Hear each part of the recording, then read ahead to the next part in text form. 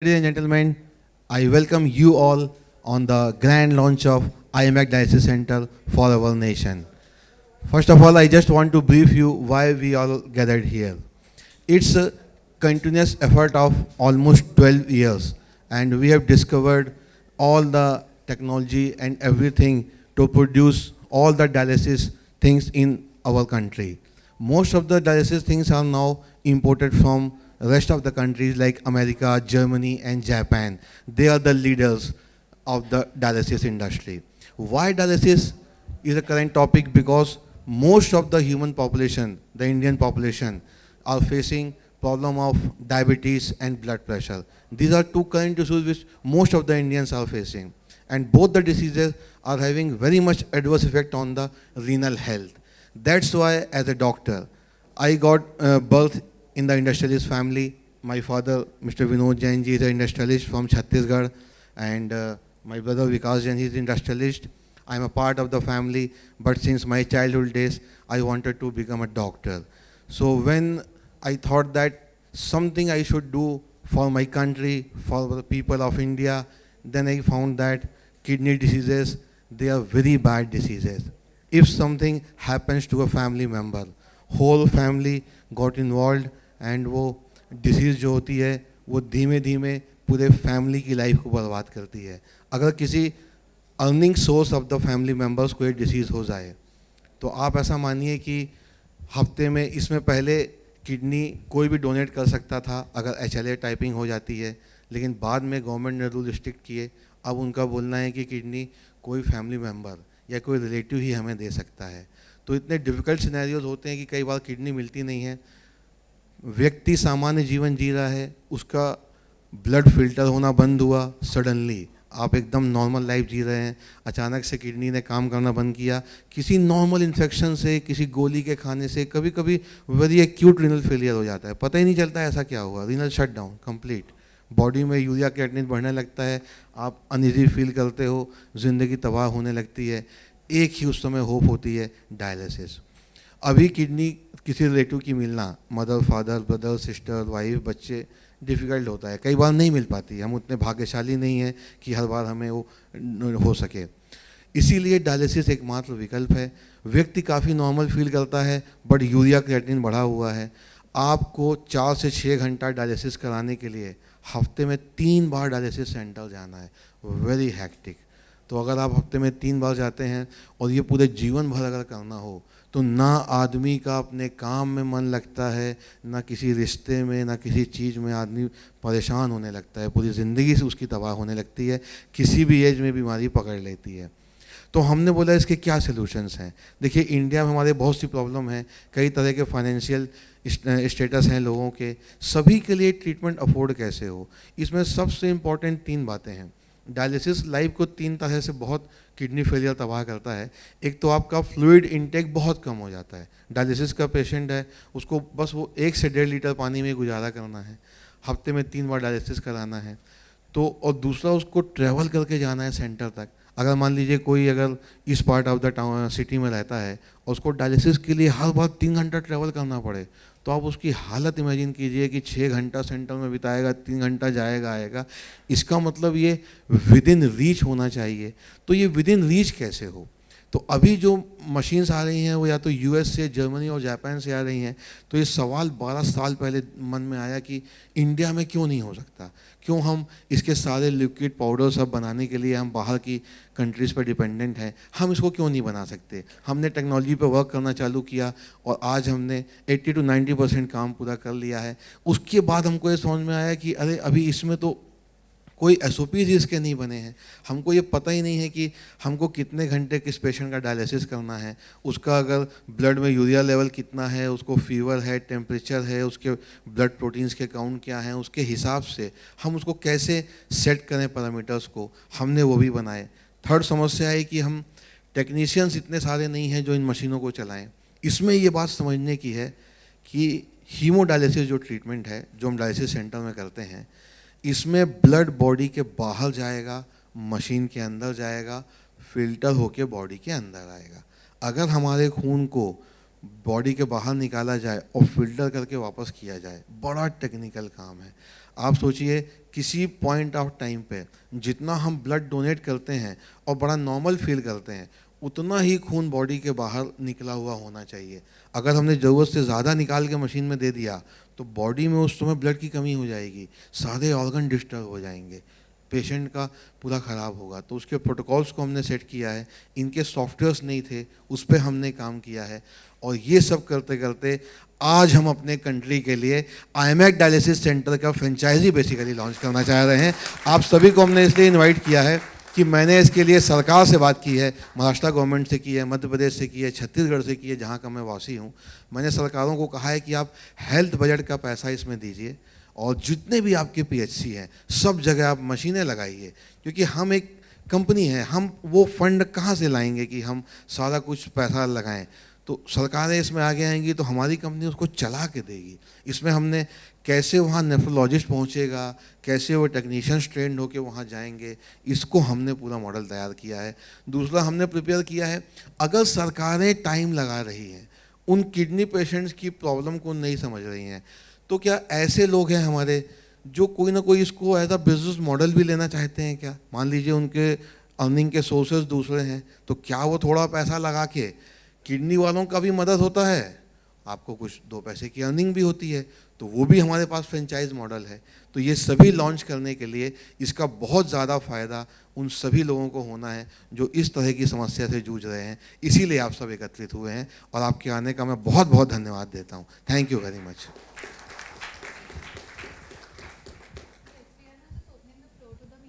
Yes, yes. And before we that, Ankita, Sure. would you like to tell anything? Yes yes, मेरे पास मेरे celebrity हैं भाई Vicky and Ankita.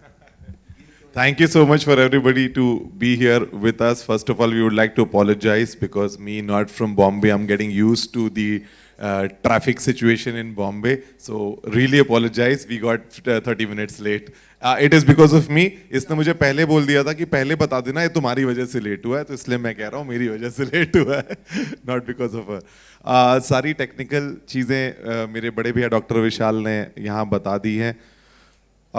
एक बहुत मेडिकल या हेल्थ केयर से रिलेटेड वीकेंड से कि हम सब ने 2 साल काफ़ी टफ देखे हैं इंडिया में and world wide, which was called कोविड-19। उस समय पे ये समझ में आया कि हेल्थ केयर की काफ़ी डेफिशिएंसीज या डेफिसिट्स हर कंट्री में अपने अपने लेवल में होंगी, लेकिन इंडिया में भी हमें देखने को मिला कि हैं, डेफिनेटली हैं। प्लस हमारे प्रधानमंत्री जी काफ़ी प्रमोट करते रहते हैं, जो हम सब ने सुना है कि मेक इन इंडिया हमें करना चाहिए और सारी जितनी चीज़ें हम इंडिया में बना के इंडिया में कंज्यूम कर सकते हैं वो ज़्यादा अच्छा रहेगा, बिकॉज उसकी अवेलेबिलिटीज़ बेटर रहती है। और एक बहुत महत्वपूर्ण चीज़ ये भी है कि इस चीज़ से हम ये करना चाह रहे हैं कि ये जो ट्रीटमेंट है डायलिसिस का वो एक अफोर्डेबल रेट में सारे कंट्रीमैन को मिल सके। इंशाल्लाह हम सब इसमें सक्सेसफुल होंगे। So that's all I want to say and thank you so much for everybody to come here. Thank you so much. Good evening everyone. सबसे पहले तो आई एम रियली सॉरी हम इसकी वजह से लेट आए हैं, but I just want to say thank you Vishal भैया, रेशु भाभी, papa mummy for having me a part of this. I think dialysis एक ऐसी चीज़ है, मतलब जो विशाल भैया ने अभी कहा वो बहुत कुछ मैं रिलेट कर सकती हूँ, because my father is a dialysis patient and मुझे पता है कि डायलिसिस एक ऐसी चीज़ है जिसमें सिर्फ पेशेंट नहीं, I think family also go through it, क्योंकि पापा को हर हफ्ते 2 बार डायलिसिस कराना पड़ता है। तो जब मुझे पता चला, मुझे पापा ने बोला था चलो पापा के लिए डायलिसिस मशीन बनाते हैं, you know, I was really happy to hear that. तो आई थिंक वो अब सक्सेसफुल हो चुका है और इसीलिए हम लोग यहाँ पर है। अब तक की जर्नी जो मेरी रही है, विक्की ने हमेशा मेरा उसमें साथ दिया है। So I think this is my time to be a part of his journey and I feel very proud of it to be a part of this journey. And I wish कि हमारी जो कोशिश है you know India को proud feel कराने की, हम उसमें सक्सेसफुल हो और आप सबका साथ उसमें मिलेगा तो बहुत अच्छा लगेगा। Thank you everyone for coming and making it so special for all of us. Thank you. Hi, this is Suhelia from Ancient Bollywood. Dr. Vishal, Vicky, Ankita, Papa, Mummy, and everyone, like, you know, those who are associated with this noble cause, I really salute you all because I can feel it. My dad was also a dialysis patient. मतलब वो सिर्फ 2 week के लिए थे 28 days hospital में थे, but then what we had gone through, I can can totally really relate and I can really understand. तो मैं आई कैन रियली, लेकिन मतलब जो लोग इस चीज़ों से गुजर चुके हैं उनको ज़्यादा चीज़ें पता होगी.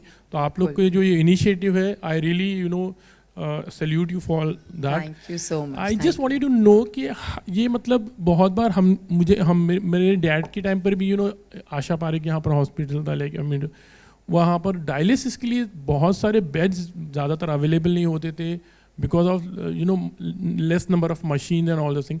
तो how are you going to reach, और ये किस तरह से ये टोटल ये आगे इस चीज़ को आप लेकर जाना चाह रहे हो जी? बेसिकली इसमें हम लोगों ने 2-3 फ्रंट में काम किया. हमको ये समझ में आया कि इसमें जितना भी कंज्यूमर लगने वाला है, जो भी इसमें 2 समस्या है. हम जब ब्लड को बाहर निकालते हैं तो उसका पीएच पूरा हमें मेंटेन करके चलना है. हम उसमें बाइकार्ब के सॉल्यूशंस हैं, प्लस उसमें पार्ट ए पार्ट बी जो पाउडर्स हैं उसका कंसंट्रेट बना के हमको डायरासाइलेट का लिक्विड तैयार करना है. टेक्नोलॉजीज़ है. अब इंडियन पेशेंट्स की अलग तरह से डेमोग्राफिक चीज़ें होती हैं, तो इस पे हमने वर्क किया. डायरासाइलेट अपना तैयार किया, प्लस डायलाइजर्स होता है जिसमें ब्लड और उसका कॉन्टैक्ट नहीं होता है.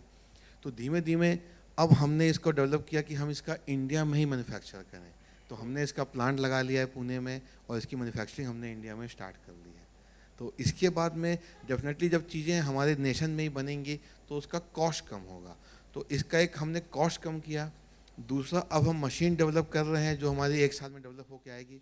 12 से 18 महीने का टाइम लगेगा. इस पर काफ़ी रिसर्च चालू है.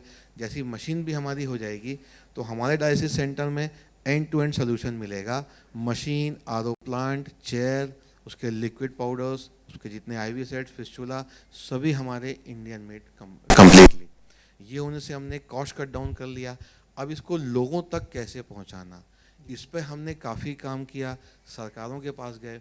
सरकार की इसमें बड़ी विलिंगनेस है. सभी गवर्नमेंट वाले चाहते हैं कि हमारे क्षेत्र में इस समस्या को दूर किया जाए. प्रॉब्लम इसकी ये है कि नेफ्रोलॉजिस्ट जो होते हैं, अभी जो हमारे डीएम डॉक्टर्स हैं, अभी देश में उतना हम रेशो मेंटेन नहीं कर पाए हैं सुपर स्पेशलिस्ट और नॉर्मल पॉपुलेशन का. तो हमने मॉडल बनाया है कि हमारे जो एवरी 5-5, 6-6 सेंटर्स हैं उसमें हम एक नेफ्रोलॉजिस्ट बनाएंगे. हमने एक पैनल ऑफ नेफ्रोलॉजिस्ट तैयार किया है पूरे इंडिया के लिए, और हम हर सेंटर को डेडिकेट करेंगे. सभी सेंटर को हम एक फुल टाइम नेफ्रोलॉजिस्ट देंगे, प्लस एक कंसल्टेंट जो बहुत सीनियर रहेगा, ताकि हर पेशेंट को प्रॉपर केयर करें. अब हमने इसमें 2 बातों का ख्याल रखा है. अगर कोई बीपीएल पेशेंट्स हैं वो कैसे इलाज कराएं और दूसरे स्टेटा वाले कैसे कराएं. तो बीपीएल वाले हैं, उनके लिए गवर्नमेंट काफ़ी कुछ करना चाह रही है. तो उसमें हमारी काफ़ी गवर्नमेंट से भी बातचीत चल रही है कि इसको कैसे पहुंचाया जाए. 1-2 गवर्नमेंट की योजनाएं भी हैं, उससे हमको पैसा मिल सकता है. तो ये तभी पॉसिबल है जब सारे पीएचसीज जो हैं वहाँ एटलीस्ट 2-2 डायलिसिस मशीन एटलीस्ट वहाँ होना चाहिए एक टेक्नीशियन के साथ, ताकि हर विलेज का किडनी खराब हुआ पेशेंट है उसका विलेज में ही हम डायलिसिस कर सकें.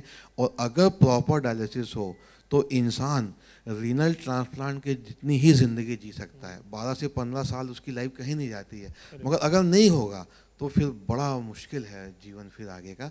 तो गवर्नमेंट लेवल पर ये सोल्यूशन है कि गवर्नमेंट थोड़ा सा आगे आए, सारे पीएचसीज पे एटलीस्ट 2-2 मशीन लगाए. और मान लीजिए आईमैक आज इस कॉज को लेके आगे आया है, आईमैक मेडेंटेक. आगे जाके कोई और भी कंपनियां आती हैं तो बहुत अच्छा है. देखिए शुरुआत है, और लोग भी इसमें आगे आएंगे. हम जितना कर सकेंगे हम करेंगे. कुछ और लोग और कंपनियां आएंगी हमारे को देख के, या और भी कर रही होंगी, हमें नहीं पता किस लेवल पे कर रही हैं. अच्छी बात है. तो हम सभी को गवर्नमेंट लेवल पे ये ट्राई करना पड़ेगा. सेकंड जो हमने किया है प्राइवेट इन्वेस्टर लेवल. अब जो आदमी डॉक्टर नहीं है वो इस वेंचर को क्यों चालू करे. तो वही हमने समझाने की कोशिश की है कि आप एक किसी सोर्स से आप एक अर्निंग कर रहे हैं, सैलरी से बिजनेस कर रहे हैं, कुछ भी कर रहे हैं, आपने एक पैसा अर्न किया है, आप शेयर मार्केट में लगाते हैं, उसका रिटर्न चाहते हैं, बैंक की एफडी बनाते हैं. तो क्या ऐसा मॉडल हो सकता है. लक्ष्य एक ही है कि किडनी पेशेंट की जहां डेंसिटी है मशीन को उसके पास पहुंचाया जाए, आदमी को मशीन तक चल के नहीं जाया जाए. तो उसके लिए लोगों का भी इसमें सहयोग लगेगा. ये अकेले सरकार के बस का नहीं है, इसको समझने की आवश्यकता है. क्योंकि वो इंसान केवल एक बार वहाँ जाके ठीक होके नहीं आ सकता, ये ऐसी बीमारी है, इसमें बार बार जाना पड़ता है। और हम उस किडनी को चालू करने का, जो बंद हो चुकी किसी वजह से शटडाउन है, इन्फेक्शन से या किसी शॉक की वजह से या जिस वजह से भी क्रोनिक रीनल डिसीज़ हो गई है, एंड स्टेज रीनल डिसीजेज हो गई हैं, हम उसको वापस से चालू नहीं कर सकते। इसीलिए हमारे पास यही तरीका है कि हम पेशेंट्स की मैपिंग करें। जैसे कोविड में हमने क्या किया है, कोविड में हमने हर उस पेशेंट को आइडेंटिफाई किया जो पॉजिटिव है और उसको बोला है कि भैया आप अपने घर में रहो, बाहर मत निकलो, कोविड को नहीं फैलाओ। तो आखिर हम मैपिंग किए, तो ऐसे हम लोगों ने पेशेंट्स की मैपिंग की है, हमें पोटेंशियल पता है और हमने मुंबई में 56 लोकेशन आइडेंटिफाई की हैं जहाँ पे सेंटर्स होने चाहिए।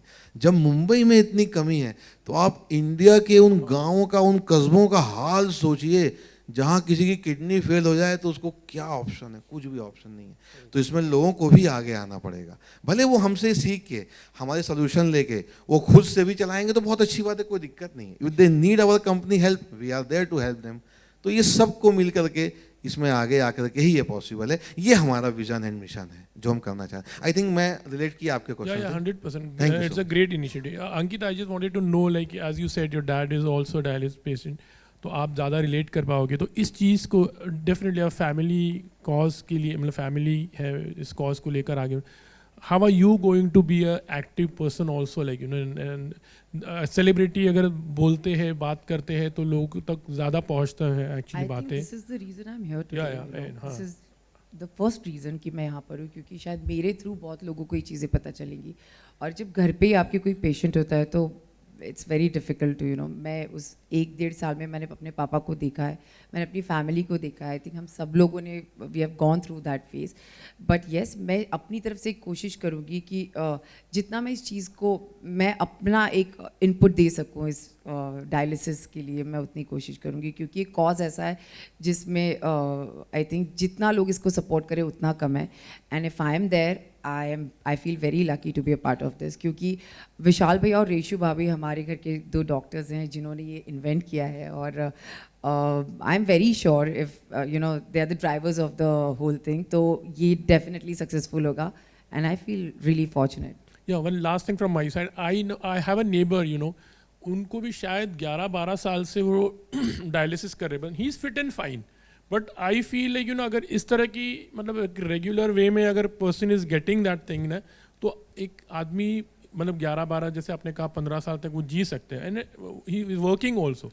तो I think so like that is a great initiative कि ऐसे बहुत से लोग होंगे जो इस तरह की उनको सुविधा मिले तो उनकी ज़िंदगी, you know, they can stay in a very better way I actually. Think मैंने ऐसे बहुत सारे केसेस, अभी जब पापा को ये हुआ था, मैंने बहुत सारी केसेस देखे हैं जिसमें डॉक्टर्स ने हम लोगों को, लीलावती में थे मेरे पापा, फिर कोकिलाबेन में थे, तो वहाँ पर कोकिलाबेन में एक मशीन है जिसे कहते हैं HD मशीन, जो डायलिसिस की मशीन है, जो बाहर से इंपोर्ट होती है, और वो इंडिया में सिर्फ कोकिलाबेन के पास हाँ, है, वो और वो कोकिला में सिर्फ only 2 वो है, मशीन्स हैं। correct। तो वो मेरे पापा लेते हैं, जिससे ज़्यादा प्योरिफिकेशन होता है। बट वहाँ पर मैंने ऐसे लोग भी देखे हैं जो यंग से यंग लोग हैं जो डायलिसिस पर हैं, और जो 22 साल से भी डायलिसिस करा रहे हैं, and they are very healthy, you know. तो I think it's up to case होता है, पर्सन टू पर्सन होता है, कौन कैसे लेता है।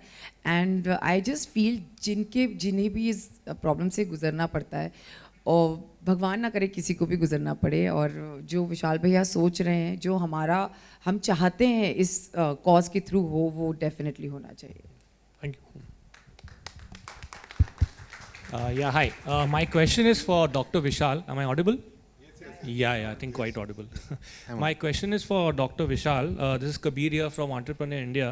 Now, what I wanted to ask was that, you know, you were talking about dialysis, kidney failure, renal failure, etc., and what happens after that. Of course, this is why you're setting up the foundation. How does one test beforehand? Are there any tests to do beforehand that you can get to know that you might be at risk or danger of renal failure or any sort of a kidney problem, so that you can take corrective measures? Very simple test is there. It's recommended that every human being after the age of 35 years should undergo regular health checkups. In the regular health checkup, there is one simple test, urine examination, in which you have to give one small bottle of urine to the doctor, to the pathologist. They will tell if there any blood cells are there in the urine, is there any pus cells in the urine, is there any protein particle in the urine, or any pigments in the urine, everything is an indicator of kidney disease. So one very simple test, urine test. You can order in any app, anyone can do. Second thing is sonography. By ultrasonography, kidney is visualized to a radiologist, in which we can see the normal size of the kidney, normal ecotexture of the kidney. These are the two simple basic tests which are readily available to everyone. So by which we can see the kidney diseases. It's very easy. Got it, got it. Second short question, that's for Ankita. Ankita, you spoke about your father, of course, having gone through dialysis, so you've had a very personal experience, you know much about it. But do you think that the awareness about dialysis, kidney failure, renal failure, this sort of issue is a little bit less in India compared to maybe, let's say, heart disease or diabetes, because that has been getting a lot of attention in the last 5 to 6 years, maybe not kidney failure? I think frankly speaking I even did not know जब तक मेरे पापा को dialysis नहीं हुआ था कि dialysis exactly है क्या, एंड डायलिसिस के बारे में लोगों ने इतनी बात कभी की ही नहीं थी. लेकिन now I definitely understand the importance of dialysis, and that's why we all are trying our level best to spread the more, and जितना इससे हम लोगों की वजह से जितना लोगों को फ़ायदा हो सके ये हमारे लिए बहुत अच्छा होगा और हमारे इंडिया के लिए बहुत अच्छा होगा. बट डेफिनेटली आज के डेट में इंडिया में डायलिसिस के बारे में इतना नॉलेज लोगों को नहीं है, विच डेफिनेटली मुझे लगता है लोगों को पता होना चाहिए, and Vicky and me both are here as a celebrity to promote it and to help people out there. Hi, I'm from MTI News. One question to Dr. Vishal. Firstly, congratulations for doing a great job Thank you of so much, sir. providing noble cause, and entrepreneurs are going to, not only do a noble cause but also make money in the process. So thank you for that. Now my question is that what government support have you asked for, and what is the response from the government? I definitely ask for one simple support, like if government give the initial cost of dialysis machines, suppose, Okay. and it's not very costly machines. We are getting some machines on 4 to 5 lakhs, some 6 to 8 lakhs, depending on the features, some 10 lakhs more than that. So government can buy the machines. Machine is not a problem. The problem is we don't have trained technicians. We don't have enough nephrologists. We don't have the doctors who understand these procedures. So how to that thing? So this is the procedure in which we don't need a doctor to sit in the whole dialysis thing. We really don't need a doctor.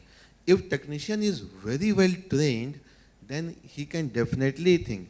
Doctor is needed in the case of adverse circumstances. Like suppose more blood goes into the machine, something happens to the patient, if he develops any kind of pulmonary edema or some kind of any problem. If he needs to be shifted in the ICU immediately, that time doctor is needed. So government doesn't have any protocol, such kind of thing. Government is facing the problem. So my request to the government, I want help that they should buy the machines and tell the company to operate. And then now the cost of the consumables. If that thing we are manufacturing in India, so definitely that cost can be brought down. So we are working to brought it down till 1500 rupees level for the BPL patients, so that quality should not compromised. What IMAC and Medentech wants, what my company wants is the quality of dialysis which someone is getting in private center and the BPL patient getting in the government center, treatment should be the same. Both are the same human being. So I don't want to cut the cost on the contrast of the quality. We don't want to deteriorate the quality because both are human beings. So my request government to little bit increase the price and reach up to the level of 1500. This we are talking to the government since 3-4 months. I think. And I would like to add something in between what Bhaiya was saying. Yeah. See, why do we have to get in touch with the government for anything? Because we all live in the cities. The interior part of India, the real interior part of India only have medical facility in the form of which government is providing. So if we have to reach to the interiors of India, getting associated with the government is very, very important, because they have the medical facilities in which we could have the machines installed, and that could be made available to everybody over there, because it is not practically possible to have a medical facility also and then establish a, because it is just a one part, one segment of the healthcare industry, which is a dialysis machine, if we're talking about. And you know, point is that क्योंकि nutrition education अपनी country में उतना ज़्यादा नहीं दिया जाता है studies के टाइम पे, so it is basically a lifestyle disease. जो भी इंसान हेरिडिटी भी होती है और लाइफस्टाइल भी होती है. अगर आपने अनटाइमली खाना, रात को लेट सोना, इन सारी रीजन से भी डायबिटीज, शुगर की प्रॉब्लम्स हो जाती है. So it is very important to get in touch with the government so that you know all the medical facilities which is there in the interior rural part of the India, there they could have a machine and there they could have this treatment. Yeah, speaking about the cost, could you give some details about the costing and ROI for the entrepreneur? How much does he invest and how much time he can recover the money? Yeah, I will continue the same thing which Vicky just now told. Government has tried this PPP model 10 years back, but it is miserably failed. Government has given their space, government has given the machines, but what is the lacuna? They have not trained the people rightly. Training was missing there, number one. Second biggest problem of India is this dialysis treatment is not covered under insurance. So we are requesting government to cover this under insurance because every patient is spending 50,000 rupees per month. So annual expenses are 6 lakhs rupees and government is giving 2 lakhs rupees for one patient. So that is not matching. So that is the main issue. For your particular question, this is a scalable model. So we studied this model. Once we put a 20 machines dialysis center and when we run it continuously 24 hours, so in 12 hours, you can do the 2 dialysis cycles. So in a day, you can do the 4 cycles on one machine. So when we are putting 20 machines, so in a month, you are doing around 2,000 machines cycle. So that is the profitable center. If somebody is putting 5 machines, then it is not profitable. Because negotiation power is also there. Once you are running 2,000 cycles, you can negotiate best materials, that is consumables, dialyzers, all pharma products. So that is also there and you can buy a good quality products. Investment is roughly around 2.5 to 3 crore rupees and you get handsome money in this. You get around 10 lakhs rupees profit every month. So you can think any business person who is spending 3 crores, he is not getting 30% or 40% return on his money. So this is a novel field, still a very profitable, but very ethical simultaneously. You can't cross the ethical barriers here. Your protocols should be very, very perfect. So that's why IMAC Medentech is bringing this model. So we have developed a very strong software here, cloud-based software. So we can control 100 centers sitting at one location. So this is a scalable model. So beauty of this model, you will get a consistent quality service every center. Protocols are fixed. When patient is entering, what vitals has to be taken, every center they will follow that. Billing is captured there, e-prescription is there. So all facilities are there. Then only you can do the ethical way this business and you can earn a good profit. I hope I answered your question.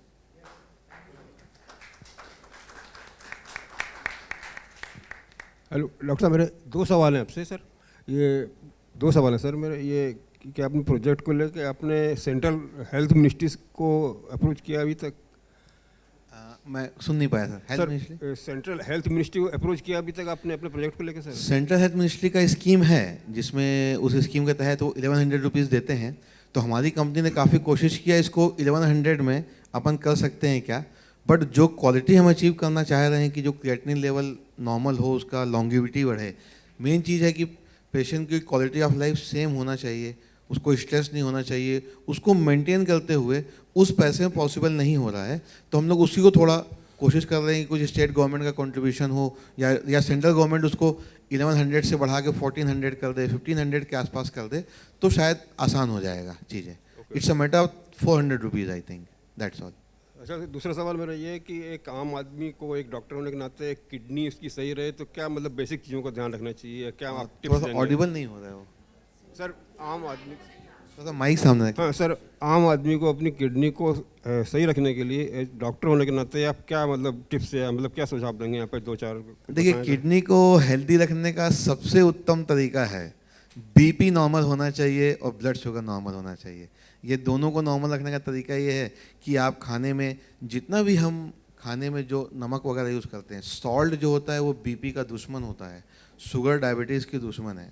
आप ज़्यादा sugar खाएंगे, मीठा intake ज़्यादा रखेंगे तो diabetes होने के chances बढ़ेंगे।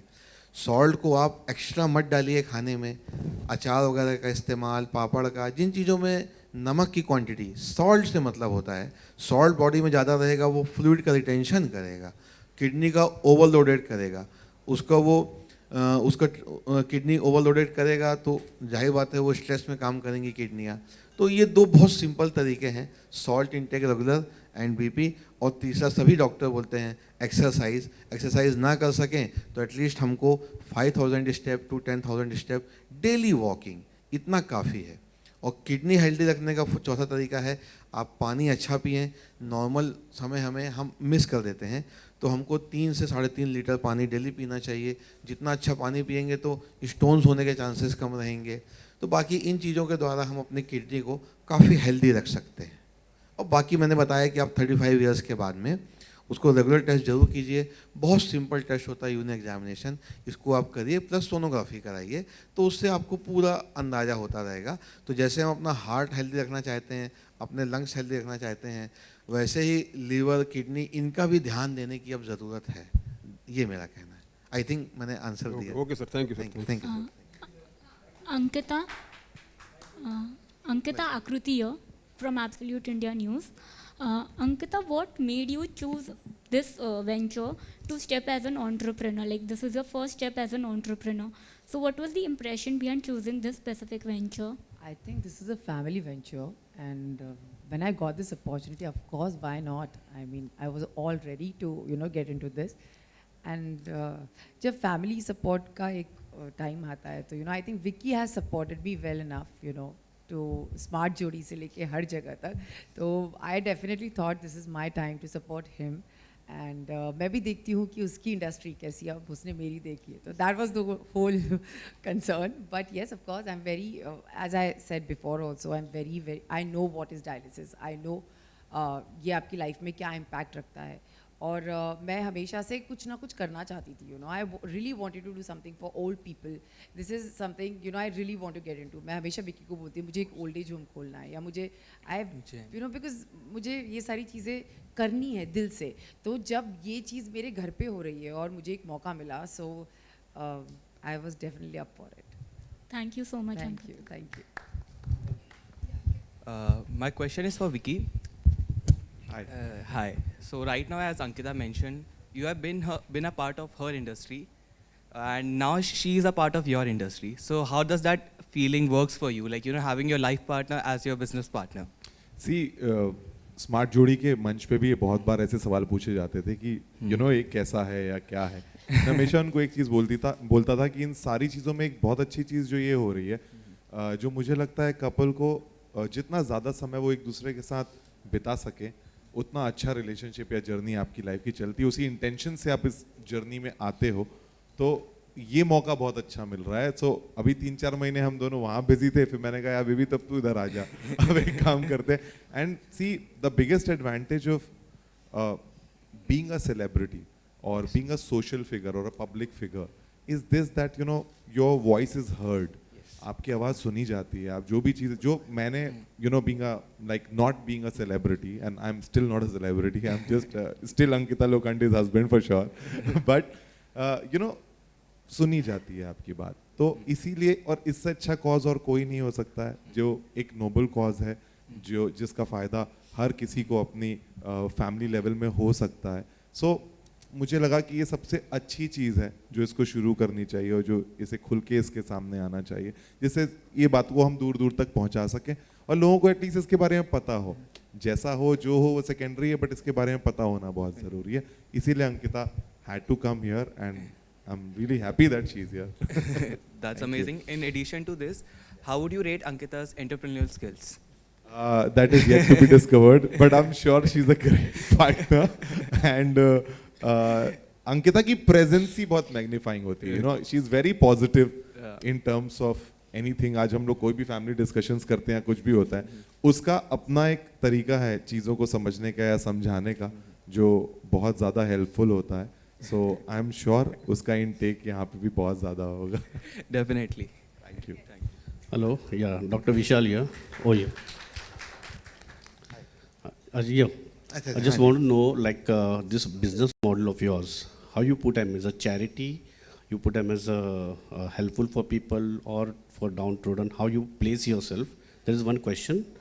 Well, actually, very good question. I really want to thank you for this question. The healthcare industry in India, as compared to the US, very different. In US, the developed countries, European countries, they spend lot of money on the R&D. We as an Indian company, we don't have much R&D fund from anywhere. We have to generate our R&D fund. If generating R&D fund is a charity, then it's a charity. If it's a business, then it's a business. Our aim to generate the fund for R&D, research and development.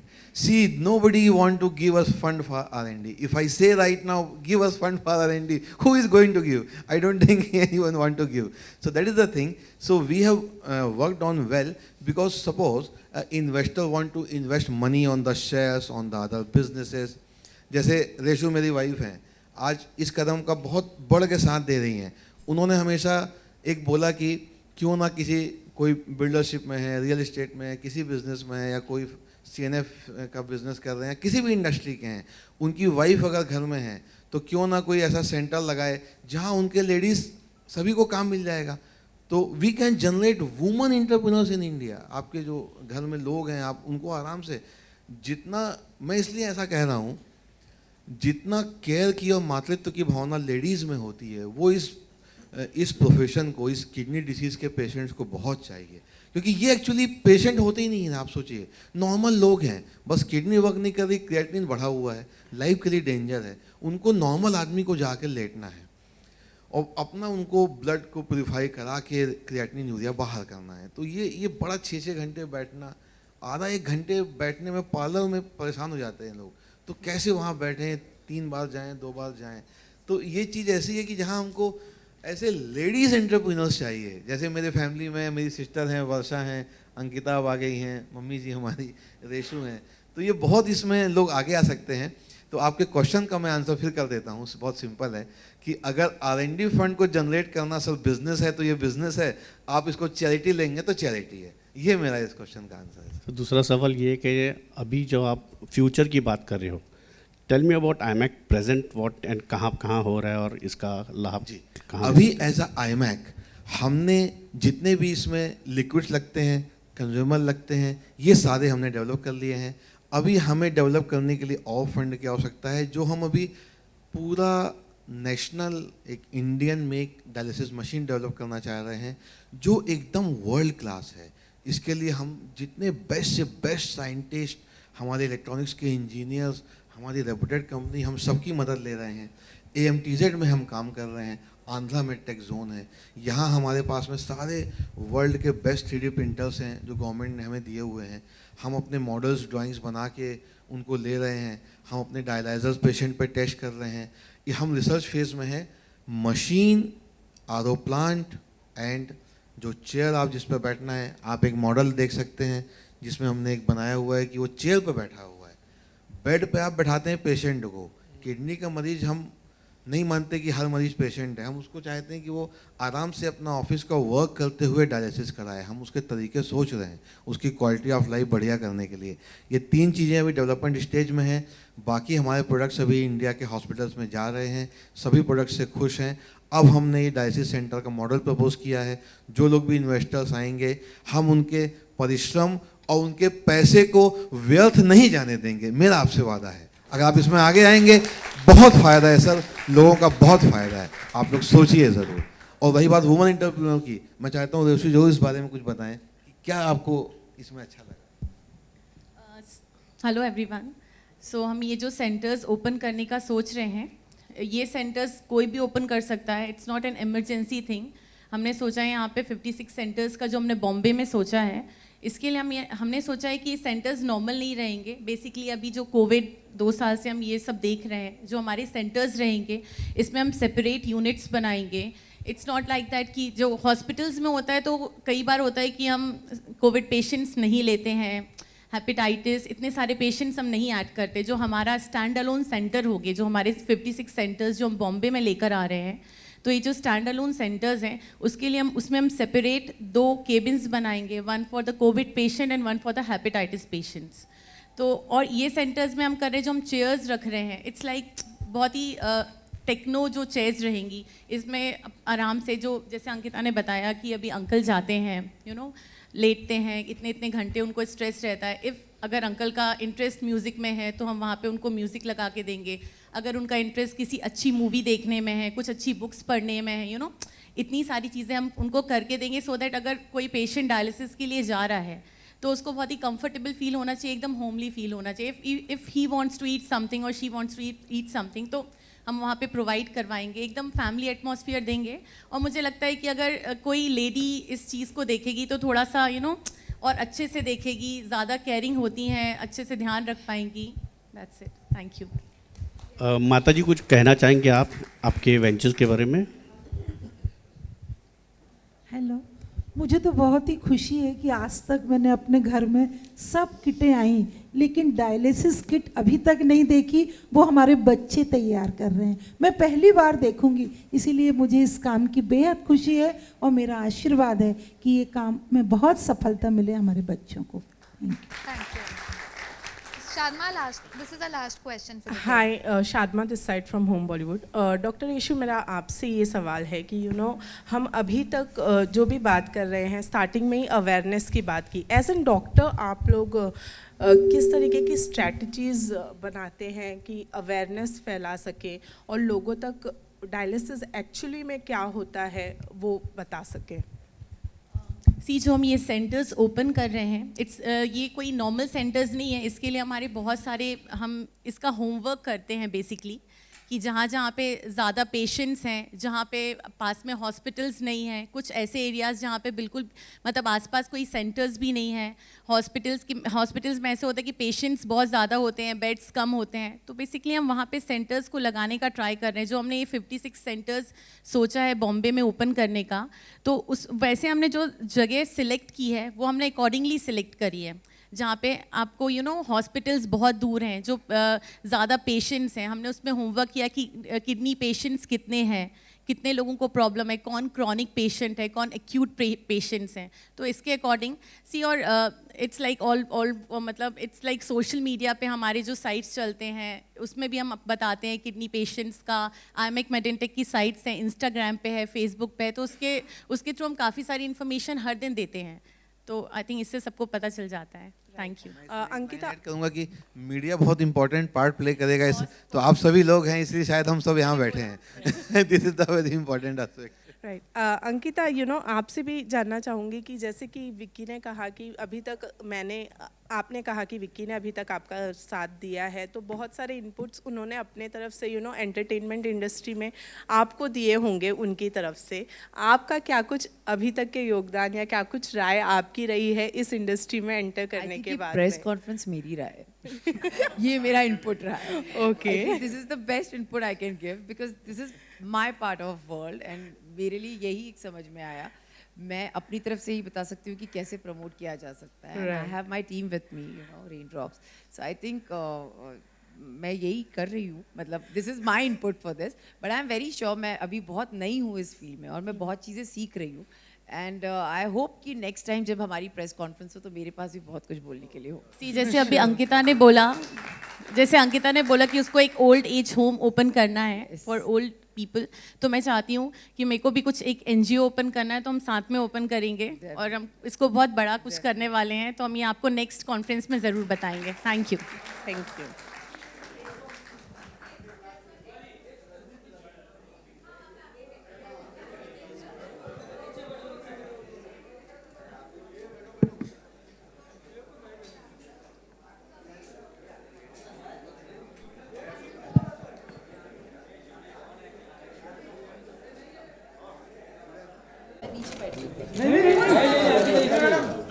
यही photo था।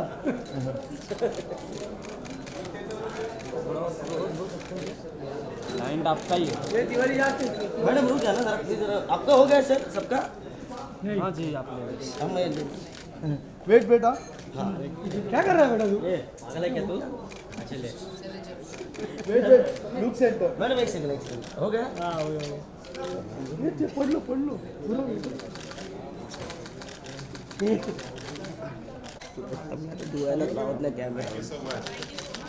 Thank you. आप लोगों के लिए IMEC मेडेंटिक की तरफ से कुछ है, प्लीज आप लोग सब लेके जाइएगा। इट्स अ गिफ्ट हैम्पर, तो प्लीज आप लोग सारे लोग लेके जाइएगा। लुक सेंटर बघा, सेंटरला only for centre, only for centre हम लोग घर जाए। हाँ हाँ मैडम थांबा इलो अंकिता मैडम इथे मैडम विकी सर थोड़ा साइड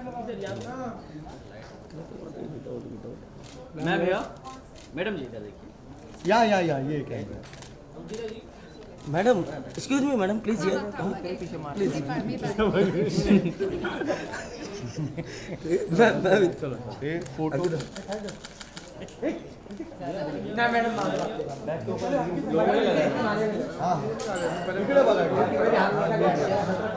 इकडे बघा समोर thank you sir. Thank you. Madam Thank you so much. चलो